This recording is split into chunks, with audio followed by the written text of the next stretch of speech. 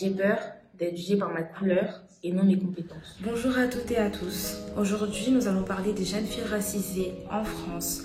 En ce moment, nous remarquons beaucoup de manifestations qui ont eu lieu suite à la mort de George Floyd aux États-Unis. J'ai du coup invité 5 filles de ma sororité pour qu'on puisse parler de notre ressenti en tant que jeunes filles noires dans notre société et savoir ce que l'on pense. Alors le racisme, c'est tout simplement considérer qu'une catégorie de personnes soit supérieure à d'autres. Ça peut se manifester à travers des insultes au niveau de la culture, de la religion ou même des fois au niveau du physique. On peut retrouver aussi le racisme à travers des discours idéologiques ou même... Le racisme, selon moi, est une idéologie qui consiste à penser qu'il existe une hiérarchie sociale entre les races et qui par conséquent engendre des discriminations et des hostilités envers un groupe de personnes. Alors, je n'ai jamais ressenti le fait de ne pas être privilégiée dans la société. En effet, j'ai eu des parents qui m'ont toujours poussé à aller le plus loin possible. Et le fait d'aller le plus loin possible, ça m'a permis justement de me surpasser et d'avancer et d'atteindre mes objectifs. Personnellement, moi, j'ai jamais ressenti que j'étais en bas de l'échelle, mais c'est quelque chose que je déclare comme un fait. Par exemple, la discrimination à l'embauche, quand on a peur de mettre notre photo sur un CV ou bien notre nom de famille qui sonne pas francophone, on sait qu'on peut avoir beaucoup de limites et beaucoup de barrières face à ça. Depuis quelques années maintenant, je me sens de plus en plus représentée, notamment sur les réseaux sociaux, après sur les plateaux télé ou même sur les couvertures de magazines, ce qui a suscité même le Vlog Challenge. On voit toujours les mêmes types de personnes et ça fait qu'on se donne certaines idées.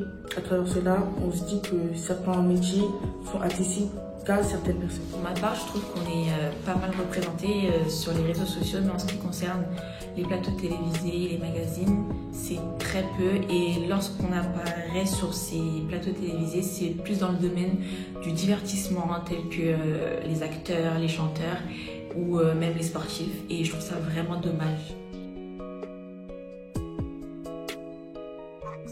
Oui, on m'a déjà fait comprendre qu'il fallait que je fasse plus pour arriver à faire ce que je veux. Et je trouve ça dommage d'entendre ça à mon si jeune âge, car ça montre qu'entre moi et les autres, il y a une inégalité.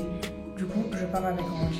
Depuis mon plus jeune âge, mon père m'a toujours dit qu'il fallait que je fournisse plus d'efforts que mes camarades afin d'être considérée autant qu'eux auprès de la société. C'est lorsque je suis rentrée dans le monde du travail que cette phrase a pris tout son sens. Je trouve ça anormal, mais ça me motive à me surpasser et à donner le meilleur de moi-même. Alors le mouvement BLM, Black Lives Matter, alors la vie des Noirs compte, pour moi ça représente une force, un soutien communautaire et surtout un espoir pour que les choses changent vis-à-vis des violences policières qui ont eu lieu depuis maintenant des années et les choses ne changent pas.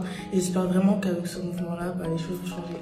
Le mouvement BLM auquel on est témoin ces derniers temps dénonce le fort désaccord que l'on ressent auprès du système et la révolte de tous ces citoyens fait partie selon moi du combat que l'on doit mener pour pouvoir faire changer les choses. Pour moi, le mouvement Black Lives Matter, je trouve ce mouvement très intéressant dans le sens où aujourd'hui on voit bien que cette cause ne concerne pas que les Noirs, mais qu'elle concerne tout le monde, qu'on soit bleu, jaune, vert ou orange, et qu'on se batte tous pour la même cause, être unis. Pour moi, le mouvement Black Lives Matter représente une certaine force et m'aide à entraider et à recevoir de l'aide. Pour ma part, je trouve ça dommage qu'en 2020, on se batte encore pour que la vie des Noirs puisse compter, car il y a des choses qui ont été abolies maintenant il y a plus d'un siècle. Cependant, je trouve aussi que c'est un mouvement qui renforce notre communauté et qui renforce nos liens, donc il y a un bon côté. Le mouvement BLM signifie pour moi un réveil dû à un ras-le-bol général. C'est sûrement le début d'une révolution et peut-être la fin d'un système inégalitaire. Pour conclure cette vidéo, nous avons réfléchi à plusieurs types d'actions qui peuvent être mises en place.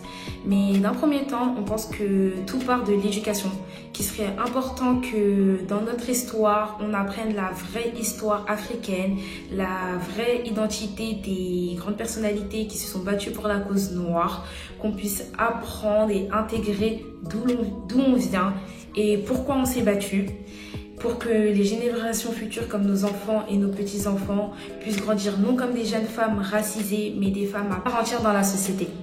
Merci à vous de nous avoir écoutés. J'espère que vous aurez compris le message qu'on a voulu vous transmettre et que vous aurez apprécié.